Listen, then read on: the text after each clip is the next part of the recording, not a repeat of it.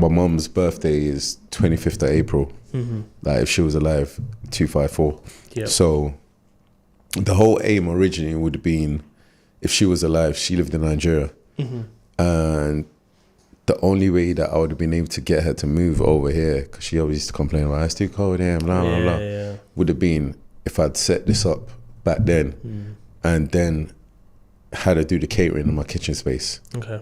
You get what I'm saying? Yeah. Because I'd have been like, all right, listen, you got a catering company in Nigeria. It makes you good money. But if you was here, like, let's say from March till October, then when it's cold, you just go back home and train someone up to look after things while you're here. The money you can make in that period, you won't need me to do anything. Yeah. Because now we're partners. You're making, you get what I'm saying? Yeah. You're making as much as me and helping me make more money on my business. And yeah, that would have been the general aim. But unfortunately, she passed 4 years ago. Then COVID kind of pushed back. It kind of pushed back everything for me. Where before COVID, before she passed, I remember she would be like, oh yeah, you need to save your money and buy a house and do this and blah, blah, blah. And I remember saying to her, because you see me traveling all the time and hearing, oh yeah, he done this, he done that, you assume that I didn't have as much money as you thought I did.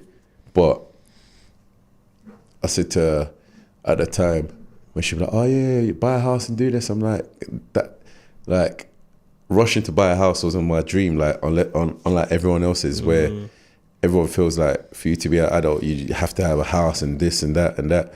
And I always used to say to her that the type of house I want wasn't in my budget. Exactly. You get what I'm saying? So like, I already had the deposit for that at that time. And lucky enough I did, because imagine this now, 2019, I remember I've gone to Dubai with the man them. 2 weeks later I've got Miami. I've come back and I've said to myself, raw, I'm not going to be flashing no more. And that was triggered by being next to my brethren Luau Deng in Miami, and I'm thinking, raw, I'm here like bare name brands and you've just got just one Gucci trainers in your house that I've seen, and I've never seen you branded up head to toe. And then Lou's always said a couple things to me, and it's like, you've never needed all of this to get the attention you get. And I'm there sitting back and I'm like, you know what, you're right. So I've come back and I've said to myself, bro, I'm not going to be flashing no more. I'm just going to ease up. Like, I don't need to be like a brand whore. So I remember speaking to my mum and I've said to her, bro, I'm not going to travel as much because I've got things I want to do. But this was already kind of in my head, if you get what I mean, not knowing what was coming. 6 weeks later, my mum passes. Then all of a sudden, I'm having to prepare for a funeral last minute, spend money and that. Then I come back from that. Then I'm kind of like in limbo for months. So when my mum's passed, from November till probably March, I'm mentally not here. I just remember this, taking little holidays to try and get out. Like, I felt like I was escaping here. And at the same time, I used to go gym once a week just to have some sort of, I'd done something in the week, but I literally wasn't doing nothing. All I used to do was just sit at home and half the time put on the TV, and like, the TV could be on without no sound and I'll just be watching. But I'm not mentally here, if you get what I mean. I'm just sulking and moping about and just down on life. Then when I decided, oh yeah, let me go out, I remember it was like March the 8th, it was my brother's birthday. My business partner with someone, I've gone out to his birthday. I'm like, yep. I've said to the man, yeah, from next week, I'm back on it. Lockdown comes. So imagine now, I've worked from November. I was living off savings. Then March comes when I decide, yeah, I'm back to me, and decided, yeah, I'm going to start working. I'm going to go and make back what I've spent on the little holidays I've done to try and get my mind back, and the funeral and everything, and snap out of all of that and replace what I've taken out of savings. I've had to dive back into savings from March to August.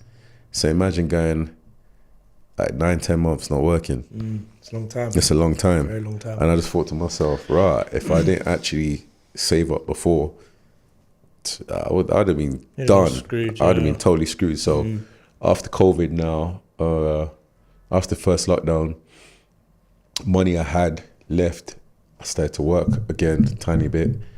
Then remember by December we've gone back into second lockdown. But then I built the roof in my garden.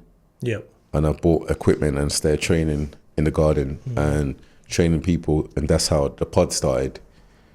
So after that now, so in 2021, so 2021, that idea comes, how could I make back what I've lost, make back money towards getting towards the venue. But little obstacles happened where 2020, we were meant to do a Summer of Love, and then Prime Minister, what's her name? Was it Theresa May? Theresa May, yeah. She changed something like a day before, which just messed up everything. So now imagine you're about to have an event with 1,800 people. Wow. I'm like, mate, I'm back. I tell you, do a mad refund with, it was about 56 grand.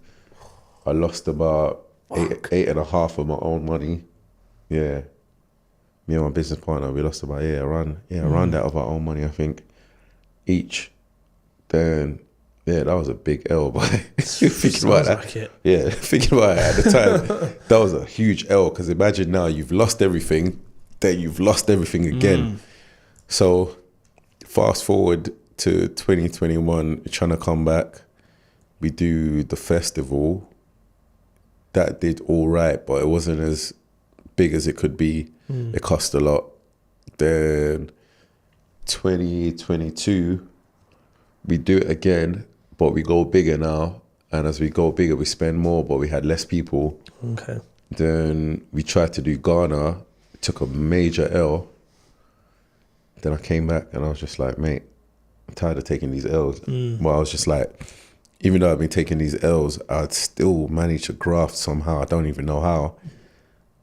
Then Brendan hits me up and says, Raw, there's a venue available, but you need to make your decision as soon as you can. Oh, wow.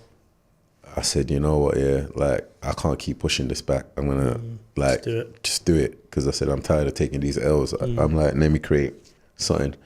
So went and viewed the venue. It looked like a dump. Like, it just looked like whoever had it before just didn't care for it. Yeah. I said, we can make this work. So, that's how it came to fruition. And it was just like, you know what? This should have happened time ago, but lockdown and everything that happened back to back wasn't needed. But, it felt like from having what you needed to make it happen then to going straight to zero. I remember, like, no word of a lie, there was a time where I looked at my account, and I saw, like,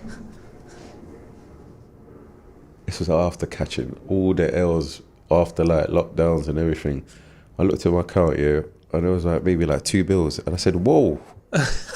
Like, literally, I looked at it, I was like, whoa. I said, right, this is the L. I said, I needed this. Like, I actually looked at it, I said, I needed this. I said, this is what's going to motivate me to get back to being me. Check. Yeah, I was like, this is going to motivate me to get back to being me. And I remember, like, I looked at it and I actually laughed. I said, rah, this is pain. Yeah. This is real pain. Because I'd gone years without being that low in a long time. Because I was always grafting. So, like, even when I would say, like, I remember, like, I used to say to the man them, I said, rah, everyone's definition of broke is different. You know what I mean? I remember, like, I used to have a target, so 2019, 18, I used to travel all the time. But if my money dipped under a certain amount, no matter what the man then wanted to do, I couldn't go. Yeah. You get what I'm saying? And the amount wasn't even bad, but it was just where my mind was. Yeah. You get what I'm saying? Where if I said the amount to other people, they'll look at me and say, right, you're weird. Like, that, like, you had money.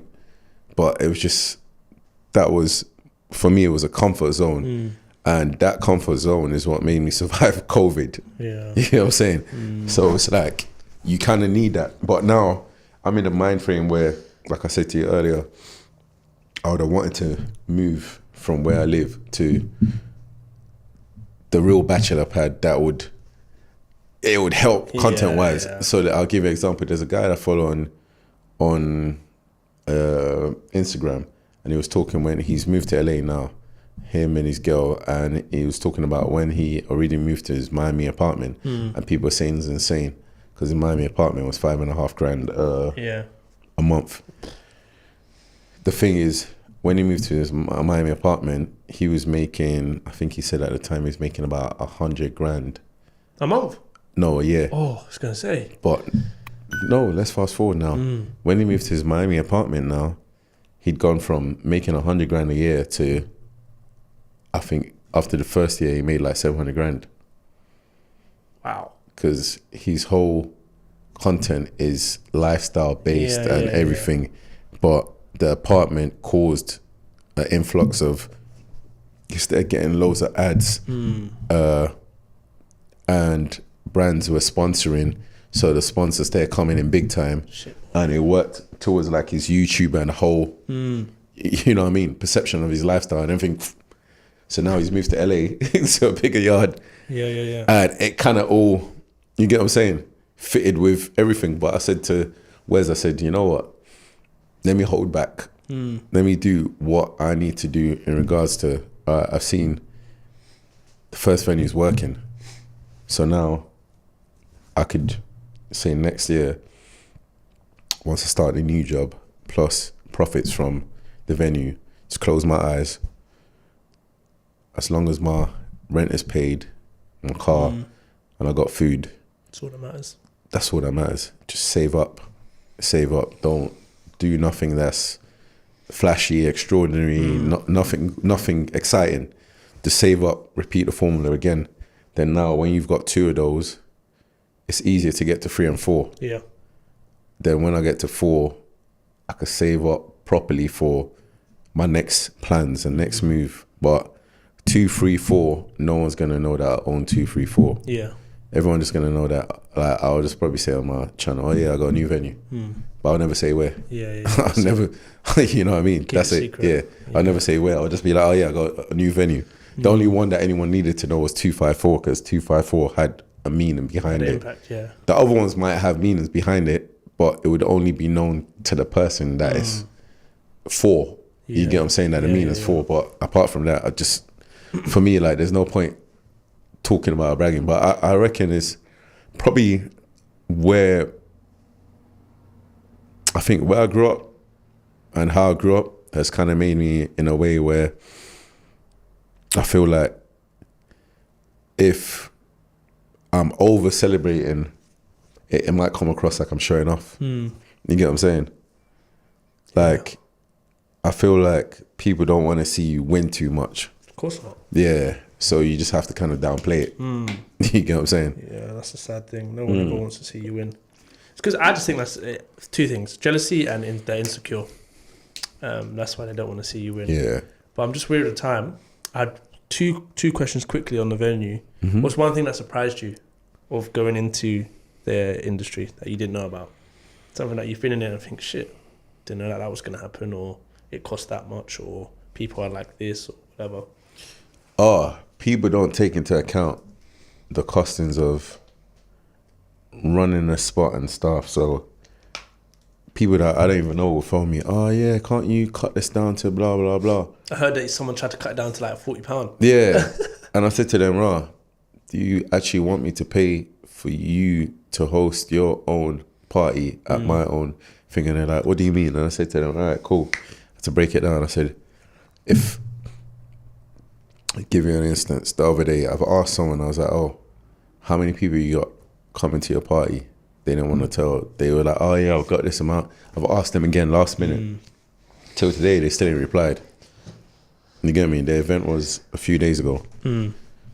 So I'm asking, and they're thinking, why am I asking? So now, you only had 50 people come. Yeah? I paid for 2 security. Okay. £20 an hour each. That's 40. So let's say these lot started at 9. They ain't got out till 2:30. So 2 people, that's 110. Bar staff free, £15 an hour. Same thing again. So they ain't finish at, they probably finish at 3 because they have to tidy up. Yeah. So 3 people, that's £90 each. So that's 270. 270, 110. That's 380. So you book 6 hours. 6 hours is 150 an hour. That's 750. That's on Friday and Saturday after 6. On other days is £100 an hour, and before 6 is £100 an hour. So 750 now. So let's say out of that 750 minus 380, that's 370 left. Yeah. 370 you have to factor the cost of the monthly rent to the landlord. Then I have to factor the bills out of that. So I can't say, oh yeah, it's 370. Let me just flick that in my pocket and blow.